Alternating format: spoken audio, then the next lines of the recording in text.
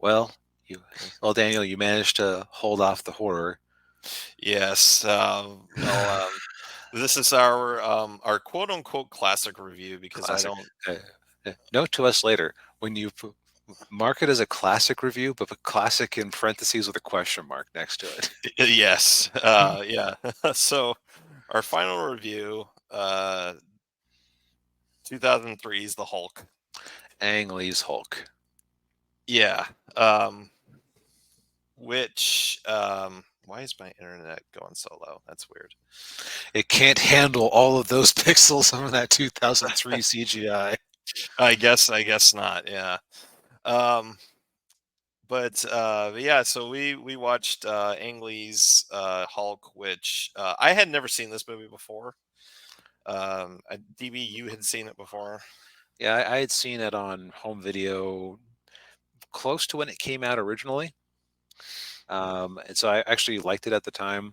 But that's back when I didn't really understand taste, and I was probably just impressed that it was a Hulk movie.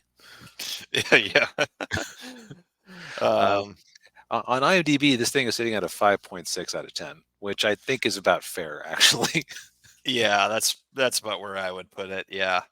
Um, So to kind of man, I think I mentioned last week that I had signed up for my own Netflix account with the ad tier because that's about how much I thought I'd be using it. Um, Man, when the commercials are like a brief oasis in the sea of horror that you're yeah, wading through. yeah, yeah. Yeah, and Ninja asks, brings in the question whether the CGI was, or the CGI looks better than She-Hulk. Um, Huh. Okay, so I didn't actually subject myself to much of She-Hulk. From out of context clips, I do have to give it to She-Hulk. Yeah, I'd say She-Hulk was probably slightly better. And Chinggis is sorry, he's sorry we watched this. You know Uh, what? It's good to confirm your memories occasionally, and this time I completely debunked my memories of this movie being better than people thought it was. yeah, well, and of course I had nothing compared to because I mean I remember when I watched this movie when this movie first came out. I remember seeing the trailers for it, and I thought, oh, that looks really. I thought it looked cartoonish, and Mhm. it didn't interest me whatsoever. Yeah, we'll talk about other Hulk movies that might or might not exist later on. But for this one, so this is a very classic take. Actually, no, it is not a very classic take on the Hulk. I would say that this actually mashes kind of the classic origin with some of the work that Peter David and other writers did in the 80s and 90s surrounding uh, the origins of the trauma that created the Hulk. Because for the longest time, there was always this idea that oh, everybody has a beast inside of them, Yeah, but then you'd have people like Abomination who would turn into a Hulk-like beast, but just be entirely rational, yeah, or Jennifer Walters as She-Hulk, where her inner person was just herself, but more vivacious and bombastic, and able to break the fourth wall. yeah, But like why did Bruce turn into a giant rage beast? Well, because of a childhood full of awful child abuse, I believe, at the hands of his father, from what I recall. yeah, So this movie really pulls from that. yeah. And they gave his father the David Banner, the name David Banner, which the TV show that was his name. Yeah, because some TV executive thought that the name Bruce was sounded gay for some reason. Which, has the dude been to Australia? Yeah, yeah. Jeez. It was the opposite of our South Park review. Give him a different name, make him straight. Yeah, But they also added and lame and because lame. this movie is Yes. pretty lame. This movie is very lame. Like So like Changus will know that partway through it, I started watching his stream and live streaming my comments while he was playing his game. uh, uh, Yeah. So, Like so like I there's guess we a should get into, there's a basic test I give movies. yeah, Can I keep my phone and laptop away from myself while I subject myself to it? yeah, This movie failed so quickly because I really gave it a chance, but man, yeah, yeah. So, but yeah, so so I guess we should go over the plot of the movie. I guess we should. Uh, yeah, so it's about, so it starts off with Bruce Banner's father, David, who's a scientist working for the military, doing illegal, unethical experiments on himself, which the consequences of that passed on to his son, to Bruce, and then he causes a gamma explosion at the base where they are, the desert base, which I don't even know where the desert base is. I'm guessing Nevada. Yeah, I mean that's basically where the original comics had the Hulk accident take place. Was at like a above air nuclear test ground somewhere. Okay. Okay. Yeah, and so then we flash forward to what, 30 years later, and Bruce, or he, yeah, he gets adopted by another family. He changes his last name, and he's working at his own laboratory in Berkeley, with his ex girlfriend, Betty Ross, played by Jennifer Connelly.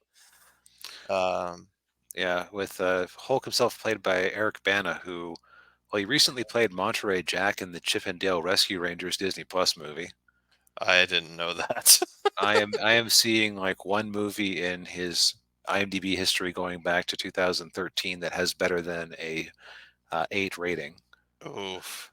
Oh, Well, he and was, he yeah. got an 8 for The Orchard, which is a podcast series, so not even a movie. Oh god. Well, I know him best as Nero, the bad guy from the J.J. Abrams Star Trek. Oh God, yeah. I didn't realize that was him. Yeah. Huh. And he's been in he was, and I will say he was in two really good war movies, Lone Survivor and Black Hawk Down. Oh, okay. So I haven't seen either of those. Um, Uh, but yeah, I mean, looking at him these days, he's grown a beard, which I think really helps because especially in this movie, he had kind of a baby face going yeah, on. he did. Yeah.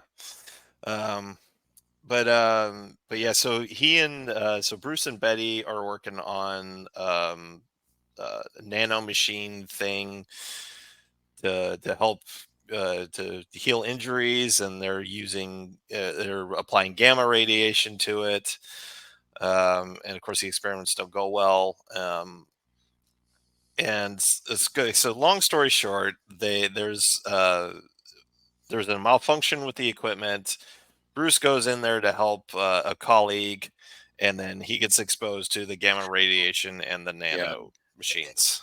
And a detail I liked was that he jumped in the way of it because, Yeah. like, showing to be heroic. Although knowing how like real life incidents that have occurred around particle accelerators happened, there was this one Russian guy who got some beams right through the head that kind of messed Mm, his brain up. Um, they just go right through you, so he yeah. would not actually block much from his fellow colleague. You're right. Yeah. But But it's a thought that counts. But yeah, yeah, makes it. he, Yeah. he gets a lethal dose of gamma radiation, and everyone's like, "You should be dead." Yeah. And and also, someone who just took a job there as a janitor is Nick Nolte. Nick Nolte. Nick Nolte, who plays who's playing David Banner. Yep, and he shows up, and it's very clear that he's interested in whatever happened to Bruce. And Right. he wants to replicate that for himself, Yes, and of course, also entering into the picture is Betty's father, of course, General Thunderbolt Ross, uh, played by Sam Elliott. which I can't tell if that's good casting or not, because like he plays the role as well as he can given what he's given. But Yeah, I don't know. It's like he's almost too charming, even when he's trying to be a jerk. yeah, Yeah, which he does very well in We Were Soldiers. If you've ever seen that movie, I actually uh, haven't. Might have to add uh, that to the list. yeah, yeah, definitely add that to the list. Yeah, he doesn't have a mustache in that movie, so it was a little weird seeing him. Like, oh, Uh, well, uh, sidebar. I wonder if that was around when he filmed the season of Justified that he was in, because he didn't have a mustache in that one either. oh, Uh, maybe. and that was a joke when my friends and I were watching that. Like, because he was a criminal in that one.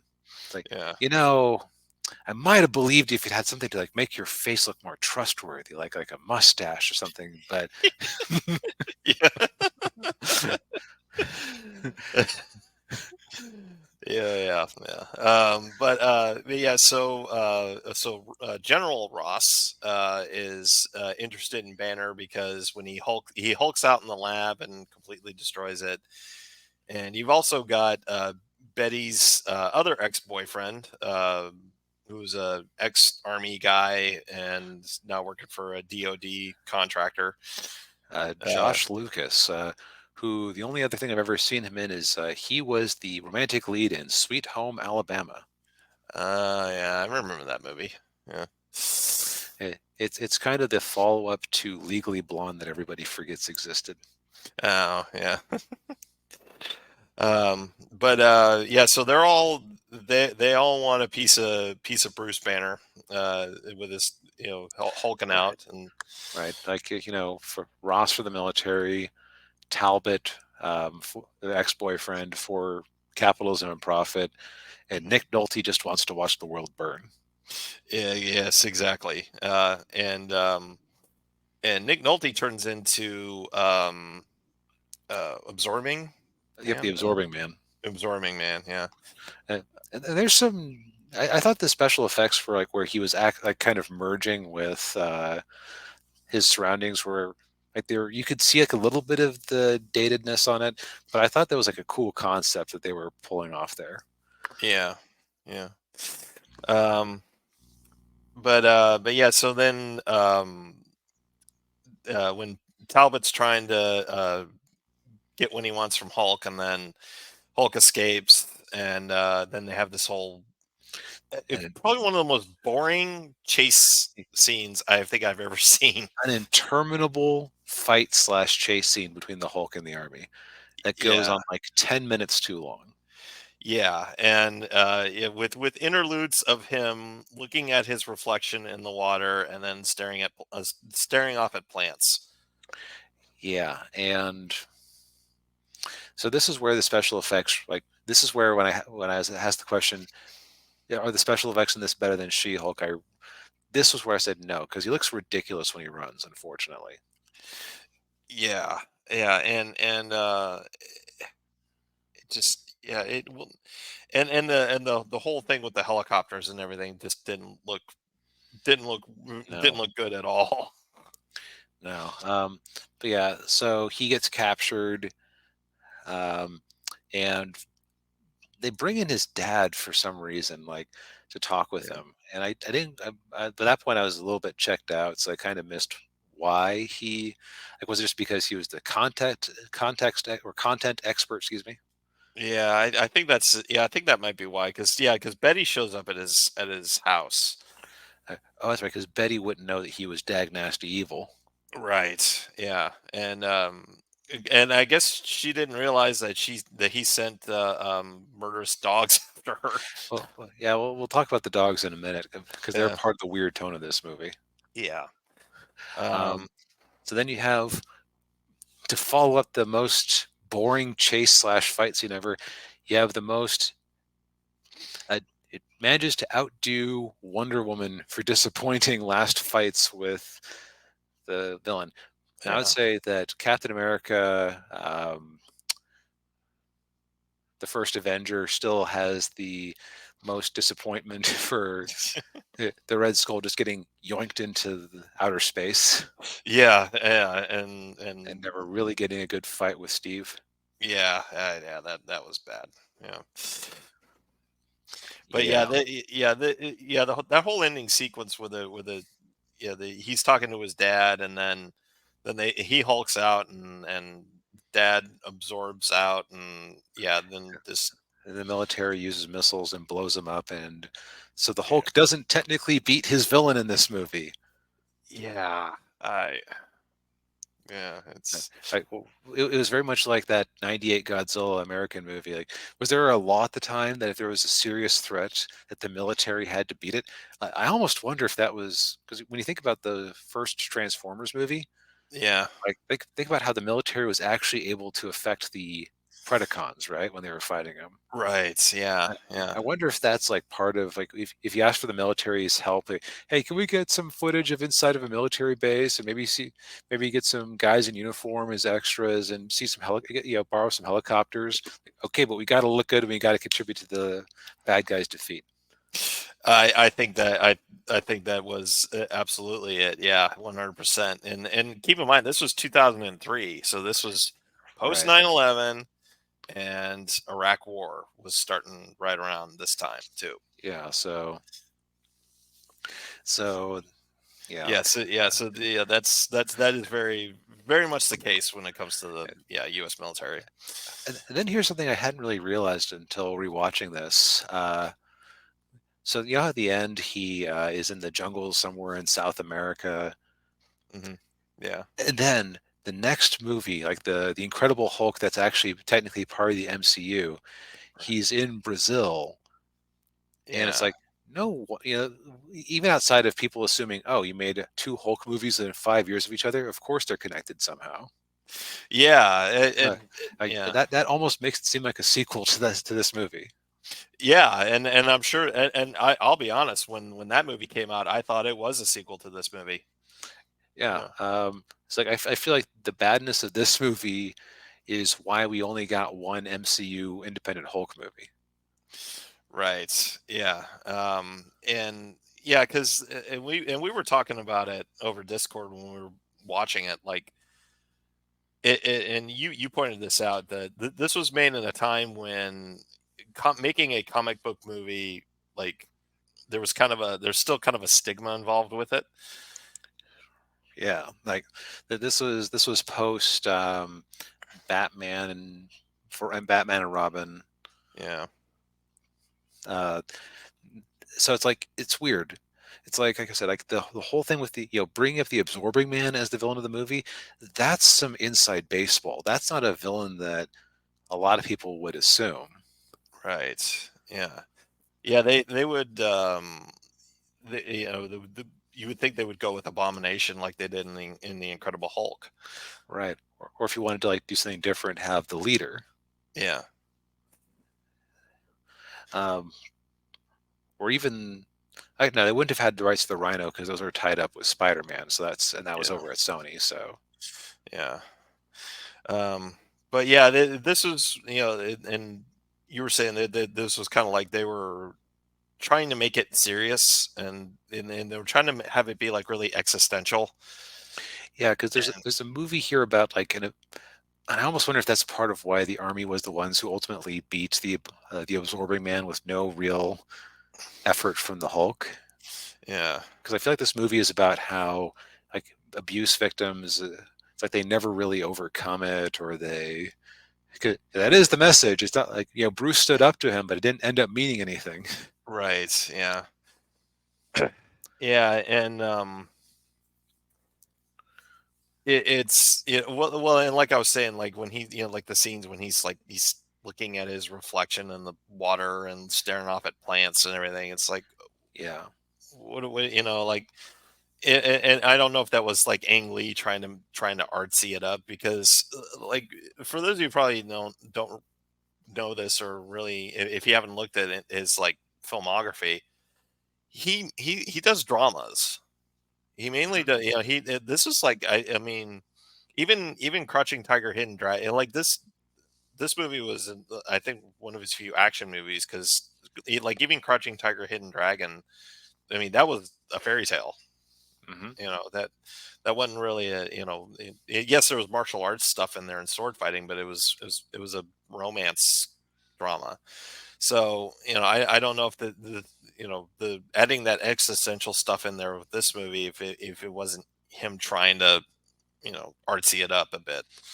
Yeah, like trying to elevate it, but then there's like a lot of the other thing is that there's a level where it does kind of feel like it's, yeah, existential is a good word for it. There's also just like some general unpleasantness, I'd call it. Like if Yeah. the audience is squeamish, they're going to be unhappy. Like the opening scene is the dad doing experiments, like cutting pieces off of starfish and extracting organs and putting them in Yeah. what those accelerator things, A centrifuge. Yeah. centrifuge. Thank you.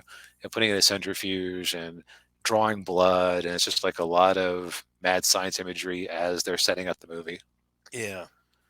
or actually just non-mad scientist imagery, honestly. Um, Yeah. you have like unpleasant things like, young Bruce, when he gets hurt, he like his veins go green, which, like, how does his mom not notice that when she's looking right at him? Yeah. Yeah. Well, or she noticed it and just maybe just didn't want to say anything about it.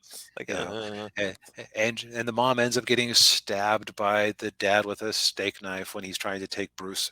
Was he trying? He was trying to kill Bruce to cover his tracks, right? right. Yeah. Yeah, Yeah. because And yeah. Nick And then, Nolte's character is a piece of shit. yeah. Yeah. And yeah, she tries to stop him, and then she falls on, and the knife falls on her, goes in her. Yeah, Yeah. and she stumbles out slowly into the desert as the explosion is about to happen. Yeah. Um, Yeah. and also the Hulk kills three dogs. Now they're Yeah. Hulk dogs who are trying to kill him, but Yeah. it's like And yeah. most members of the audience like dogs. Yeah.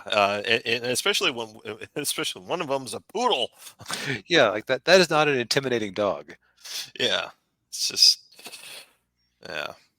Yeah. Yeah, I'm glad I didn't pay money to see this movie when it came out. Yeah. But then the other thing is, this movie's editing is goofy as all get out. Yeah. Yeah, with the comic panels in every Yeah, scene. Yeah. like they're always showing like four things going on or multiple characters. Where it really just jumped the shark was Talbot at one point gets an explosion going off behind him, and he's like frozen in midair like a comic panel, and he's his like they draw like a badly traced outline of him to emphasize the action, I suppose. Yeah, that was, God, that was so stupid. And I looked up the budget and for this thing, but I forget Mm. it. The Hulk, the numbers. This thing was an expensive movie, and this thing did not get close to making its money back. Oh, Let's see here. Da-da-da-da-da. let's see. Yeah, let me look it up too. Hulk. Hulk. Uh, yeah, let's see. Uh, yeah, made it did 245 million overall, and on a budget of 137 million. So yeah, it didn't. Yeah, like if we're adjusted for inflation, this is the type of money that we lambaste Marvel for putting into these properties. Right. Yeah. And Ninja says Hulk 2003 reminds me that only Spider-Man and maybe Blade were the good Marvel movies in the early 2000s. Though I have a soft spot for the Fantastic Four. I would, X-Men is also good. yeah, X-Men. Yeah, at least the first two X-Men were good. Um, but actually, if you want to keep that trend, keep the trend of watching somewhat good or not so good Marvel movies, you want to watch Fantastic Four next. I don't know where it is. I probably Hulu, I'd guess, since it's a Disney thing now or a Fox Or- thing. Yeah, or it might But, be, or yeah, it might be on Disney Plus. I don't know. Ninja says the X Men movies don't hold up. Well, I guess we'll, I haven't watched them in a while, so yeah. yeah, we can judge that for ourselves. But Yeah. anyway, to put this one to bed, Yes. again, the ad breaks on Netflix helped make this more bearable. Yeah. It's unfortunately just an unpleasant, dim movie that is both too serious but does goofy things like Hulk Poodle and comic book editing. I am never watching Fan Four Stick. I'm sorry. You cannot make me. No, Yeah, yeah, no, no, yes. no. No, I've seen bits of it. No. no, yeah, I don't think I want I'm to not watch that watching the either. whole thing. Can't make me. Nuh-uh. Yeah. We were referring to the Jessica Alba Fantastic Four movie. Yes. Yeah. But uh, but yeah, I will say the one bright spot in the movie, uh, Jennifer Connelly looked really good, man. Yeah. Yeah. Yeah. Um, it I will also say this movie makes the MCU Incredible Hulk movie look. A lot of people kind of call it mid or like one of the worst ones. At least Mm. that one had the cool fight scene in the middle with Emil Blonsky before he went full Abomination. Yeah. Yes. Yeah. Yeah. That was good. Yeah. I'll also say this was an early example of Stan Lee doing a cameo where he and Lou Ferrigno are security guards very early on, Yeah. which Yeah. that was that was cute. Good Yeah, on them. yeah, yeah. I like that. Yeah, and like the Stanley's line with that was good. Where he's like, "They need more security on a place like this." Yeah, and considering that the absorbing man managed to infiltrate them right under everyone's noses, and actually, I want to give special. I want to actually give a little bit of praise or something before we call it a night.